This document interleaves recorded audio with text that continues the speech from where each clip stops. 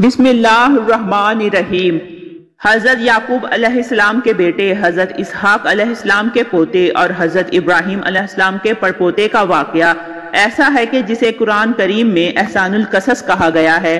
آج ہم آپ کو اسی احسان القصص کے بارے میں بتائیں گے کہ کیسے حضرت زلیخا حضرت یوسف کے عشق میں مبتلا ہو کر گناہ کی طرف مائل ہوئیں اور پھر سچی توبہ کے بعد ان دونوں کی شادی ہو گئی اور پھر اللہ پاک نے ان کی بطن سے 2 پیغمبر پیدا کیے۔ رائل جو کہ تاریخ کتابوں میں زلیخا کے نام سے مشہور ہوئی، وہ تیموس بادشاہ کی انتہائی خوبصورت شہزادی تھی۔ علامہ ابن کثیر لکھتے ہیں 9 سال کی عمر میں زلیخا کو حضرت یوسف علیہ السلام کا دیدار خواب میں ہوتا ہے۔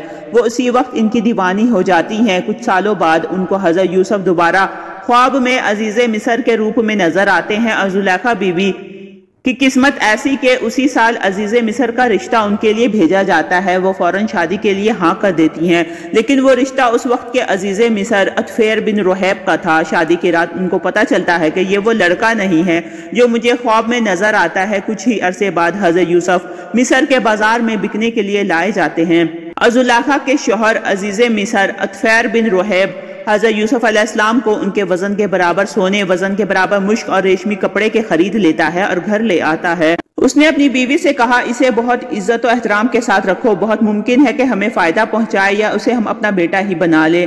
یوں ہم نے مصر کی سرزمین میں یوسف کے قدم جما دیے۔ اس طرح حضرت یوسف محل میں سکون سے رہنے لگے۔ جیسے آپ نے جوانی کی دہلیز پر قدم رکھا تو زلیخا جو کہ پہلے ہی آپ کو خواب میں دیکھ چکی تھی، وہ آپ پر فرفتہ ہو گئیں۔ چنانچہ زلیخا دروازہ بند کر کے حضرت یوسف سے اپنی خواہش پوری کرنا چاہتی تھی، لیکن حضرت یوسف دروازے کی طرف بھاگے اور دروازہ اللہ کے حکم سے کھلتے گئے۔ زلیخا نے حضرت یوسف کو بھاگتے ہوئے پیچھے سے پکڑا، جس سے ان کی قمیض پیچھے سے پھٹ گئی۔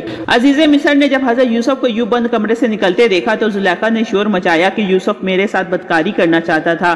اب بولی، جو شخص تیری بیوی کے ساتھ برا کرے تو اسے قید کر دیا جائے اور اسے کوئی دردناک سزا دی جائے۔ چنانچہ یوں حضرت یوسف علیہ السلام کو قید کر دیا گیا۔ پھر 7 سال بعد ایک انتہائی عجیب و غریب عزیز مصر کے خواب کی تعبیر بتانے پر حضرت یوسف علیہ السلام کو رہائی مل گئی۔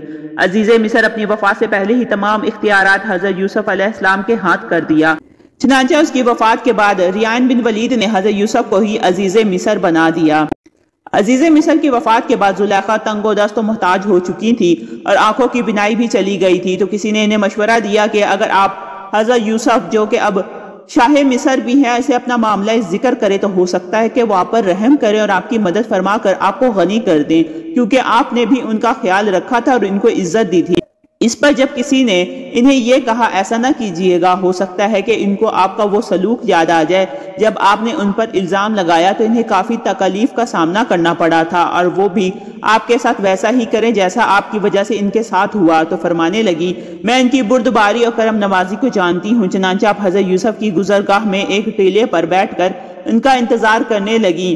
جب آپ قوم کے تقریباً 1 لاکھ معزز لوگوں اور وزیروں مسیروں کے ساتھ نکلے اور بی بی زلیخا نے حضرت یوسف کی خوشبو محسوس کی تو آپ کھڑی ہوئیں اور آواز دی، پاکی ہے اس کے لیے جس نے معصومیت کے سبب بادشاہ کو غلام اور اطاعت کے سبب غلام کو بادشاہ بنا دیا۔ آپ نے پوچھا، تم کون ہو؟ عرض کی، میں وہی ہوں جو آپ کی خدمت خود کرتی تھی، آپ کے بالوں میں اپنے ہاتھ سے کنگھی کرتی تھی، آپ کے رہنے کی جگہ کی خود صفائی کرتی تھی۔ مجھے میرے کیے کی سزا مل چکی، میری قوت ختم ہو گئی، میرا مال ضائع ہو گیا، میری آنکھوں کی روشنی ختم ہو گئی اور میں لوگوں سے سوال کرنے پر مجبور ہو گئی ہوں۔